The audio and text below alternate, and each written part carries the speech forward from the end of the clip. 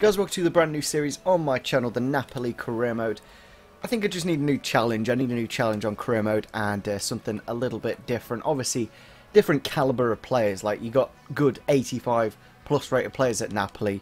However, at Derby, I've only got like 82s really as my maximum. So it's clearly going to be a completely new level to play out. We will change the currency to euros, but other than that, we have got obviously in the Champions League. So all in all, it'll be something quite interesting to see how we do on all fronts. Because the thing is with the Prem, I just don't see us winning the Premier League. However, I could see us probably doing quite well in the Serie A and potentially winning the league. So just looking at the squad, I've actually done a bit of a custom formation. I've never seen this really done before. It's a 3-2-3-2. I think it's very, very similar to a 3-5-2, but obviously a lot more narrow. Everyone's compact in. And I could see it being quite effective. The only issue is we probably need to... well, I think we're alright for centre-backs, but in terms of... Like, we've got Maggio, Marco Rui and Zuniga. We probably need to get rid of all three of those. And then, probably bring in a centre-back, and then bring in a striker, because we've only got 2 strikers at the club. So that's going to be our #1 target, I think, a striker, of course. Transfer offer straight away from Dries Mertens from Liverpool, 58 million. Can get up to 80 million, so I'm going to be rejecting that. He's one of the players, he's one of the main reasons I'm doing a Napoli career mode, so I'm definitely going to be rejecting that. Like Hamsik, Insigne, and Mertens are obviously the untouchables. I don't want to sell those players, but Vlad Chiriches would... He's not exactly amazing, is he? Let's be honest. I'd be tempted to definitely sell him. So they're happy with 11 million, Sassuolo. The thing is, we can get a way better defender for the price, and 56 grand wages is quite a bit, so I don't mind losing him, especially with the formation that we are playing.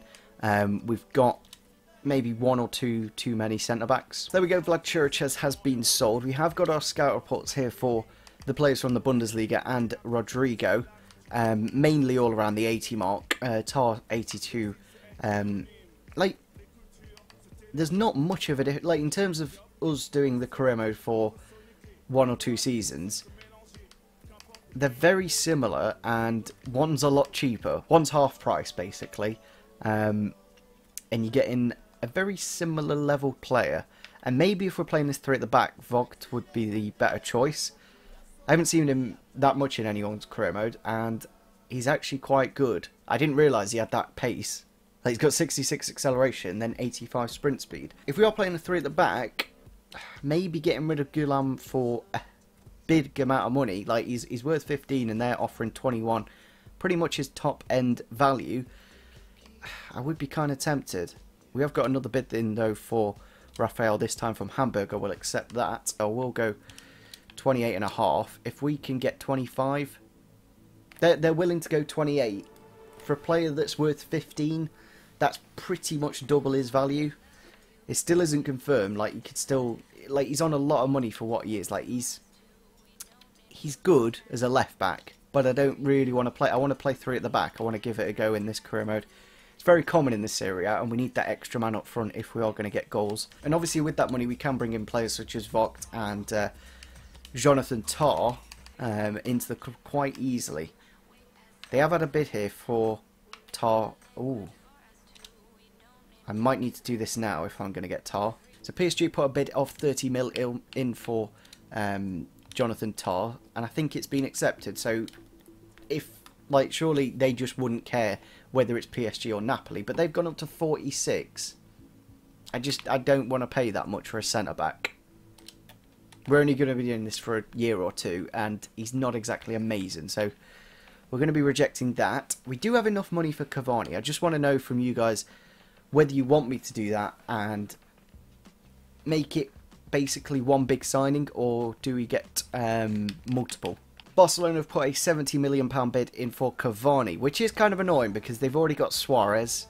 I know they've sold Neymar, so they probably need... Like, he can play on the left wing in fairness, but I do kind of want to bring him back to the club. So I'm going to go and try and get him. How much have we actually got? Let me have a look. We've got 80 and basically enough for his wages. just about, as long as he doesn't ask for too much more than what he's currently on. It's just a little bit annoying because I kind of want to get your guys' responses to whether we get him or not. But I think the majority of you probably want me to get him because that's like, there's not many good strikers. There's like Lewandowski, Cavani, Benzema, but Benzema's on quite a bit of wage. And we are obviously meeting the PSG manager Umar Emery. I think that's his name anyway. Could we swap just to help the deal a little bit? So I think we will kick off this deal with straight up money. I'm going to offer his value just to see where they're at.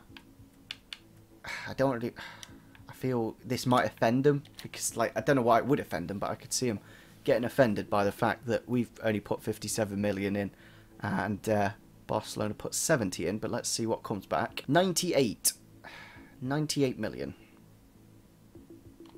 I think we're going to have to counter this offer. We may not have enough, funny enough. So we're going with 85 this time. They're sticking to 98, which we can't afford. I will go in with the 90 just to see if they are negotiating a little bit. But even 90 is too much in my opinion. They're happy to accept that. Even though we haven't got enough money to actually do anything with that, they're happy with 90. So it's good to know in our heads that 90 is the number. Unfortunately, we can't actually afford that at the moment because we've only got 80. I'm kind of hoping the Gulam deal goes through. And then potentially we could get Cavani. There we go. Gulam has been sold. Tar has gone to Paris for 30 million, even though they were asking 47. Yeah, they were asking 47. Like, I just don't get this game. We've got 2 players sold there. I'm hoping the Cavani deal's still open for negotiations. And then hopefully we've got enough. So we got it down to 90. Ooh.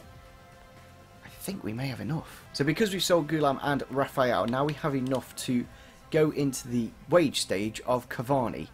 It's just like 90 mil. It's a little bit too much in my opinion. I would have preferred to pay a little bit less, but then again it is in euros, so normally I pay things in pounds on career mode, so I think in terms of euros it's probably around the 70 million pounds. So I will go in to negotiate. So obviously we will give him crucial first team play. He's going to be playing every single game. The only thing is whether we drop in stats. That'll be really annoying if he does. He wants a he's 30 years old and he wants a 4-year contract. I'm going to just accept it because I doubt we're even going to see the end of the contract. We have disregarded the release clause. Now down to the wages. He's currently on 210. He's wanting 220. But that bonus, Jesus. Like, I've never done deals this big. Like, normally my players are on like 50 grand wages and then a signing on bonus of like $1 million. But clearly, this is quite a bit more. So it looks like we're going to be paying 240k and a £3 million signing on bonus for Cavani. The problem is, I just couldn't wait for you guys to get your guys' responses. But there was only about 5 strikers that I could have potentially got. And even then, like, I probably wouldn't be able to. I wouldn't be able to afford Lewandowski. Benzema was like the only other thing, I think. I'm trying to think of another high-rated striker that could have done the job that Cavani could have done, and I just can't think of any. So I think bringing him back to the club logically is the best thing to do. So I will put him straight into the team, of course. Very good player, 88 rated, does mean he is the highest rated at the club, and it's exactly what I needed. I needed a big man who can put the ball in the back of the net. It's as simple as that. So we have kind of broken the bank to get Cavani, but it is pretty much all we needed in this squad. We just needed a big striker, and that's what we've got. So in terms of what we need now, because we got rid of Gulam, it does mean Albion goes into the team, who I don't know if he'll really work in a 3 at the back. Obviously still very good tackling and marking, but again he's 32, 31. So may start to drop in stats quite quickly, but we can obviously train up Maksimovic and Tonelli quite nicely, both quite pacey centre-backs. And I feel, I don't know what I need. That's the thing. I think the next signing has to be one from you guys. What do you guys think we should do? Do we try and sell one of our central midfielders and then try and... Because we've got 4 and we only really need... We kind of need another winger, I think. I think if we were going to bring in another player, it's got to be a winger, because at the moment we've only got Callahan and Insigne as out-and-out wingers. I know Yakurini's there, but not exactly the quality I want. I think Brandt would be the best signing. Transfer offer here for Milik. Quite a bit from Everton. Ooh, we could get 42 mil. I think we're going to end the episode at this point. I think I want to know from you guys, do we try and get 40 mil for him? Because I think we could easily get 40 mil. And then with that money, we sign a striker for 20. And then we get another winger for... We could even get someone like Andre Schürrle, for example, who can play left wing and at striker. So that's one option. He is very good though, Milik, in terms of, if you look at his stats, very clinical indeed. So I think I will end off the episode on that note. If you look at his stats, he is only 80 rated, not the best physically, but he is 6'1". But his finishing is 86. Like, that is incredible. Really good finisher of the ball. You just put it in the right place at the right time, and he will put it in the back of the net. He has only got 2-star skill moves, so that's one little thing that's kind of annoying and injury prone. And 40 mil would give us that option to sign 2 players of very good quality, of Milik quality basically. So yeah, let me know in the comment section down below any signings that you guys want me to make. I could very easily get 40 mil, so literally suggest anyone. Players normally around 20 mil. I think adding Schürrle would be a clever idea indeed, because I really like Schürrle on career mode. He's on FIFA in general, he's a very good player, so that'll be one player I'll look at in the next episode if we do look to sell him, because like he's got that pace, he's got the finishing, and he's just a really good player and can fill in quite a few places. So hopefully you guys did enjoy this first episode of the Napoli career mode. Make sure you do leave your comments down below on whether we do sell Milik or not. Hopefully you guys agree with me that signing Cavani is the best thing to do in terms of, like, it's all the team really needed. We can grow our central midfielders to higher rating, and maybe a centre-back, maybe a centre-back suggestion from you guys would be cool as well. So yeah, wingers, strikers and centre-backs, that's what we're looking for. So hopefully you guys did enjoy this episode. Leave a like if you did enjoy, and see you soon. Bye.